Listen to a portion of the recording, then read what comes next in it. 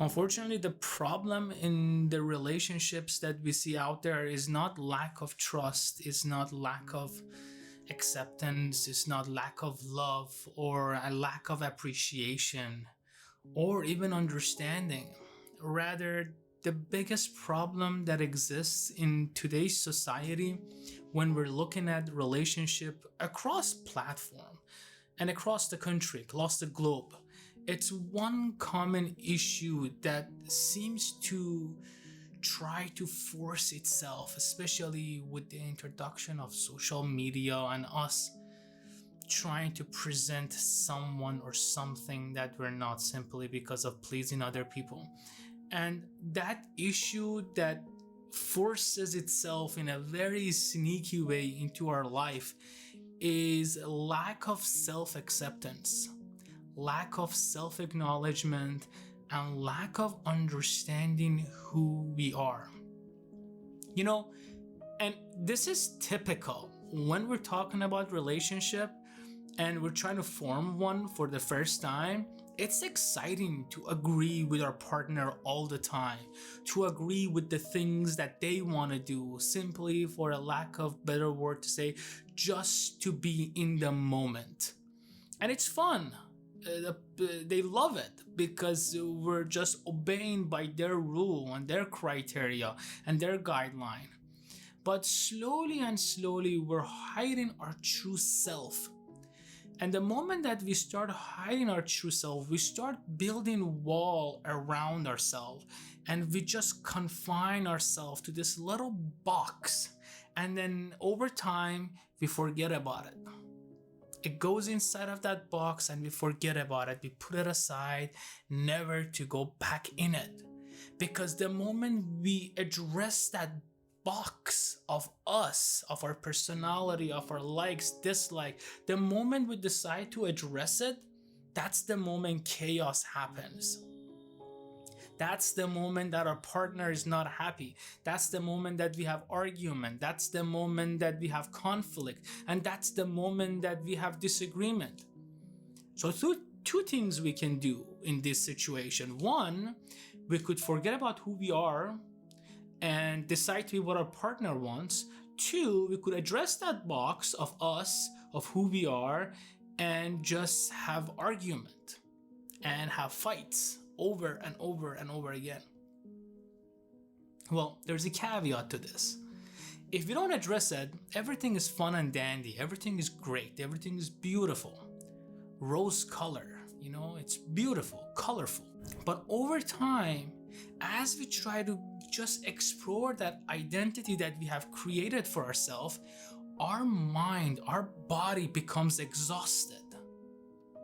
It becomes so exhausted that we truly forget who we are.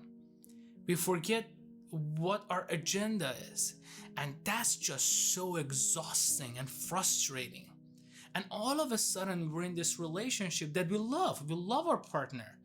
But then suddenly we feel this rage towards that relationship. We feel this unsatisfaction coming from inside of us. And we ask ourselves, where does this come from?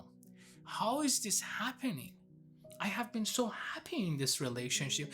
I have been giving everything to this relationship. My partner loves everything that I do. Me and my partner are having so much fun. Why am I not satisfied?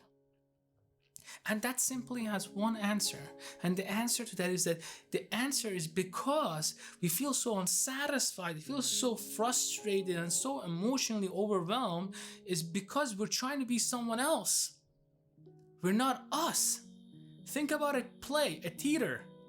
Imagine if the show goes on and on and on and on. The first couple of minutes is fun. The first hour is fun. Sometimes the first 2 or 3 hours is fun. But after that, you will lose your audience. And even you as the actor in that play, after a little time, you will get exhausted because you can't handle it anymore. And this is all thanks to social media. They formed us this way. They formed us in a way that is not acceptable if we don't put on certain filters. It's not acceptable if we don't show the bad side. We just have to show the beauty and the travels and the funds. Think about it. You go on a travel, you probably take 50, 20 pictures. How many of them do you share? Do you share all of them, or do you just pick one or two of them? Maybe 3 or 4. Why? Because we want to live our life based on societal expectation, based on what my followers expect of me. And when we do that, we just slowly and slowly make that box that I told you smaller, smaller, smaller, to a point that we forget about it. And the scary part, the most horrifying part, is that over time, if we continue doing this, over time, we forget that we even existed.